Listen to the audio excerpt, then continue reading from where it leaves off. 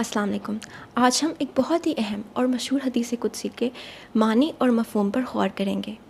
حدیث قدسی کچھ یوں ہے کہ حضرت ابو ہریرہ رضی اللہ تعالیٰ عنہ سے روایت ہے کہ حضور پاک صلی اللہ علیہ وآلہ وسلم نے ارشاد فرمایا کہ اللہ تعالیٰ ارشاد فرماتے ہیں، میں اپنے بندہ کے ساتھ ویسا ہی معاملہ کرتا ہوں جیسا وہ میرے بارے میں یقین رکھتا ہے، اور میں اس کے ساتھ ہوتا ہوں جب وہ میرا ذکر کرتا ہے۔ بس اگر وہ اپنے طور پر اکیلے ہی میرا ذکر کرتا ہے تو میں بھی اپنے طور پر اکیلے ہی اسے یاد کرتا ہوں، اور اگر وہ کسی مجمع میں میرا ذکر کرتا ہے تو میں اس سے بہتر مجمع میں اس کا تذکرہ کرتا ہوں، اور اگر وہ بالشت بھر میرے قریب آتا ہے تو میں ایک ہاتھ اس کے قریب ہو جاتا ہوں، اور اگر وہ ایک ہاتھ میرے قریب ہوتا ہے تو میں وہ 2 ہاتھ اس کے قریب ہو جاتا ہوں، اور اگر وہ میری طرف چل کر آتا ہے تو میں دوڑ کر اس کی طرف آتا ہوں۔ سبحان اللہ۔ حدیث شریف میں لفظ ظن استعمال کیا گیا ہے جو گمان، شک اور یقین کے معنی میں آتا ہے، مگر ہم نے یقین کے معنی اختیار کیے ہیں کیونکہ محض گمان کی بنیاد پر مسائل حل نہیں ہوتے۔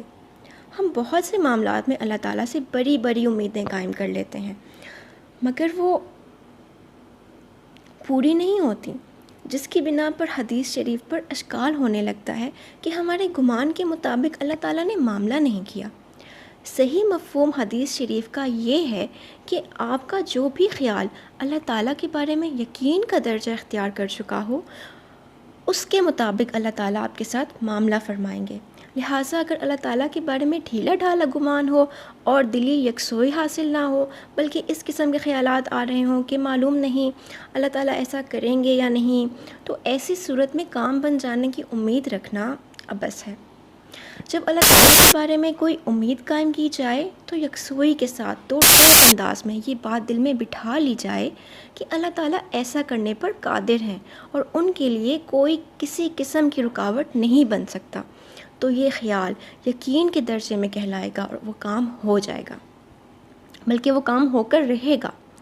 یہی مطلب ہے اس حدیث شریف کا کہ میں اپنے بندے کے ساتھ ویسا ہی معاملہ کرتا ہوں جیسا وہ میرے بارے میں یقین رکھتا ہے۔ یعنی جو گمان یا امید اپنے بارے میں اللہ تعالیٰ سے قائم کی ہے، اس میں کسی قسم کے تذبذب یا شک و شبہ میں مبتلا نہ ہو، بلکہ یکسوئی کے ساتھ 2 ٹوک انداز میں یہ خیال ہو، یہ یقین ہو کہ اللہ تعالیٰ ہی یہ کام سر انجام دے سکتے ہیں اور اللہ تعالیٰ کے سوا کوئی دوسرا اس کام کو کرنے کا اختیار نہیں رکھتا۔ تمام مادی سہاروں سے امیدیں کاٹ کر مکمل طور پر مایوس اور نا امید ہو جائے اور اپنی ساری امیدوں کا مرکز ایک اللہ ہی کو بنا لے، تو اللہ تعالیٰ کبھی ایسے شخص کو مایوس نہیں کرتے اور اس کے گمان اور یقین کے مطابق اس کا کام ضرور کرتے ہیں۔ اس حدیث شریف سے ہمیں ایک کرنا، یہ سب ذکر کے اور یاد الہی کے زمرے میں ہی آتا ہے۔ اللہ تعالیٰ کے ہاں ذکر کی سعادت کا مل جانا بہت بڑا اعزاز ہے، اور پھر فرشتوں کی مجلس میں تذکرہ ہو تو سونے پہ سہاگا ہے۔ ایک بالشت یا ایک ہاتھ بطور مثال سمجھانے کے لیے فرمایا گیا ہے۔ مقصود یہ بتانا ہے کہ بندے کی معمولی سی توجہ بھی قرب الہی میں ترقی اور اضافے کا باعث بنتی ہے۔ سبحان اللہ، کتنا رحیم و کریم ہے ہمارا رب۔ تو ہمیں چاہیے کہ ہم اللہ کا ذکر کرتے رہیں۔ درود شریف کی کثرت کیجیے۔ اللہم صلی علی سیدنا محمد وعلی آل سیدنا محمد وبارک وسلم۔